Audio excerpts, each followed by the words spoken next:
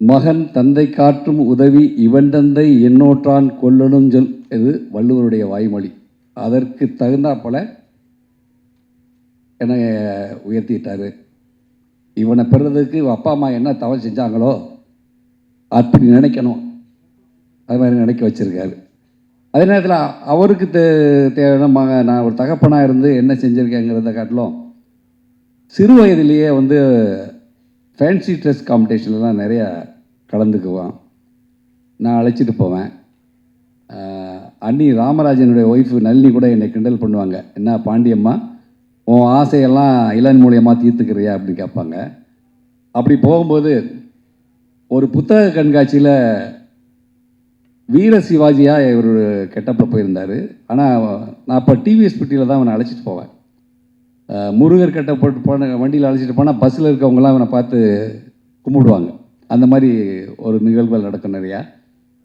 ஒவ்வொரு சிவாஜி கணேசன்லாம் இவருக்கு தெரியாது, சிவாஜி கணேசன் பார்த்தே கிடையாது. ஆனால் அந்த கேசட்டை வாங்கி போட்டு பார்த்துட்டு அதே ஃபாலோ பண்ணிவிட்டு எல்லா ஃபேன்சி ட்ரெஸ்ஸும் கூட்டி போவேன். ஒரு தடவை மேக்கப் போட்டு இருக்கும்போது ஒரே தலைவலிப்பா அப்படின்னா நான் போய் அந்த கிரீடம் விழுந்துடக்கூடாதுங்கிறக்க அதை பிடிச்சேன்.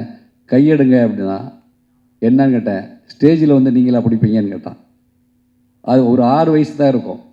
அந்த மாதிரி ஒரு கான்ஃபிடென்ஸாக இது இருந்தால் இவர் படிக்க வச்சு ஏரோநாட்டிக்கல் போயிட்டார். மெரிட்டில் தான் போனார். இடையில ஷார்ட் ஃபிலிமும் என்னை வச்சு எடுத்தார்.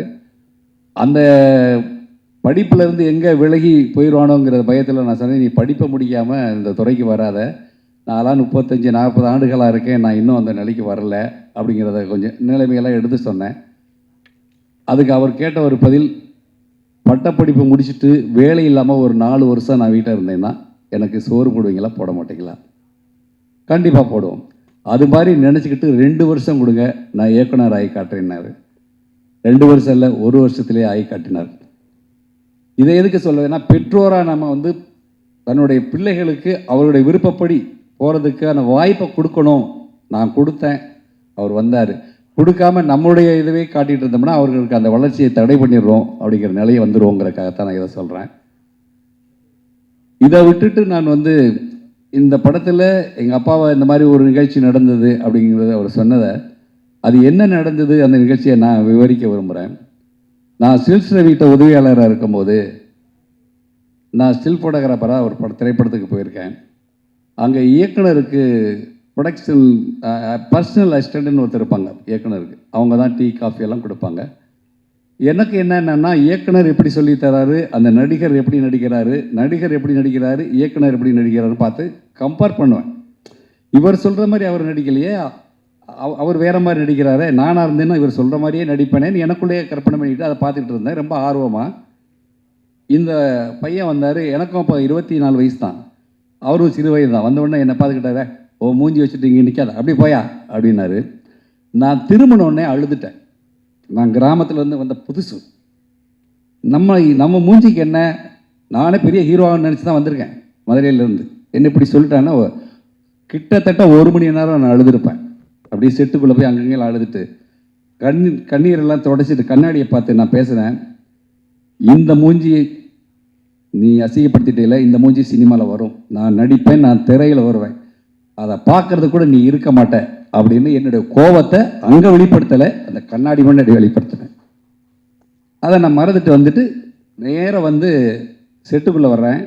கிளாப் அடிக்கிற சவுண்டு கேட்குது. திரும்பி பார்த்தா மனதில் உறுதி வேண்டும் அந்த படம். அந்த பாரதியினுடைய அந்த வார்த்தை என் மனசில் ஆழமாக பதிஞ்சுது. மனதில் உறுதி வேண்டும். அதே உறுதியோடு நான் இருந்து, இயக்குனர் வந்து பாலச்சந்தர். இப்போ பாலச்சந்தரையா எப்படி நடிப்பு சொல்லி கொடுத்துருப்பாரு. அப்போ என்னுடைய ஆர்வம் வந்து இந்த இயக்குனர்லாம் நம்ம ஒரு சீன் கொடுத்தாலே போதுமேங்கிற அப்படிப்பட்ட காலங்களில் தான் நான் இருந்தேன். அப்படி தான் அந்த நிகழ்வு தான் நான் பல மேடைகளில் சொல்லியிருக்கேன். நான் நடிகனான பின்னாடி பல மேடைகளில் சொல்லியிருக்கேன். மற்றவர்களுக்கு உந்துதலாக இருக்கணுங்கிறதுக்காக. எல்லாருமே அவமானப்படுத்தியிருப்பாங்க, நான் மட்டும் இல்லை, நிறைய பெரிய நடிகர்கள் கூட என்கிட்ட சொல்லியிருக்காங்க, இந்த மாதிரி எனக்கு நடந்தது, இந்த மாதிரி உங்களுக்கு நடந்தது அப்படின்னு.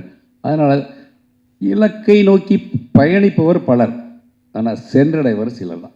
எல்லாருமே சினிமாவை நோக்கி வர்றோம், எல்லாருமே ஒரு தொழில் அதிபர் ஆகணும்னு நினைக்கிறோம், எல்லோரும் ஒரு டாக்டராக நினைக்கிறோம். பல பேர் அந்த இலக்கை நோக்கி போகிறோம்.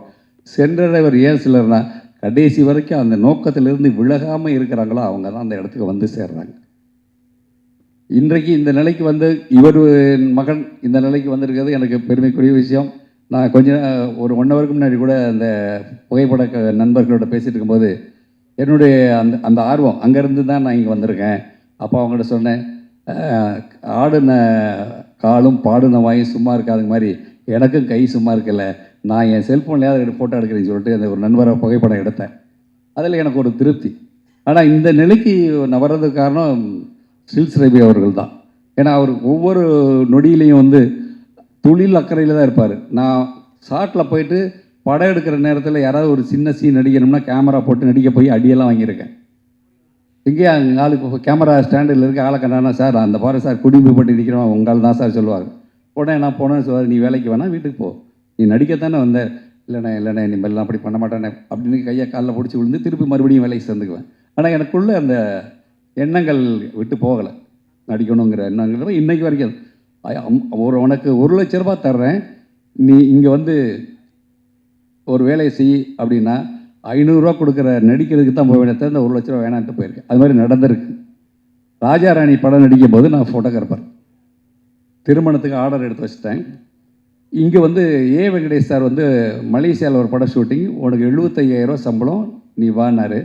ஆனால் நான் வந்து ராஜாராணிங்கிற படத்தில் நடிக்க போகிறேண்ணே, அதில் ஒரு நல்ல கேரக்டர்ண்ணே, சத்யராஜ் கூடலாம் நடிக்கணும், நயன்தாரா கூடலாம் நடிக்க போகிறேண்ணே, அதனால் நான் வரலன்னாரு. என்னையா 75,000 ரூபா தர நீ வரமாட்டேங்கிறேண்ணே. இல்லைண்ணே எனக்கு அதுதான் நோக்கம், வேணும்னா வர்றேன். 12ஆம் தேதி இங்கே ஷூட் வச்சுருக்காங்க, மலேசியாவிலேருந்து எனக்கு ஒரு டிக்கெட் போட்டு அனுப்பிச்சிருக்கேன், இங்கே வந்துடுறேன், யாராவது அசிஸ்டண்ட்டை அனுப்பிச்சிட்றேன் அப்படின்னேன். அது வேண்டாம், நான் எத்தனையோ ஃபோட்டோகிராஃபர் இருக்காங்க, இருந்தாலும் உன்னை எனக்கு பிடிக்கும் அதான் கூப்பிட்டேன்னாரு. அன்றைக்கி நான் அதை மறுத்து அந்த 75,000 ரூபா வேணான்னு போனேன். இங்கே எனக்கு சம்பளம் வந்து 3,500 ரூபா கொடுத்தாங்க அந்த படத்தில். அப்போ ஷார்ட் ஃபிலிமில் 5,000 ரூபா கொடுக்குறாங்க நாளை இயக்குனரில். அப்போ அட்லி தம்பிகிட்ட போய் கேட்ட, தம்பி ஷார்ட் ஃபிலிமே ஒரு 5,000 ரூபா கொடுக்குறாங்களே, நீங்கள் ஒரு 3,500 ரூபா தரீங்களே அப்படின்னு. அவர் சிரிச்சுட்டு ஒரு 500 ரூபா போட்டு கொடுங்க, 3,000 ரூபா கொடுத்தாங்க, அப்புறம் 500 ரூபா போட்டு கொடுத்தாரு.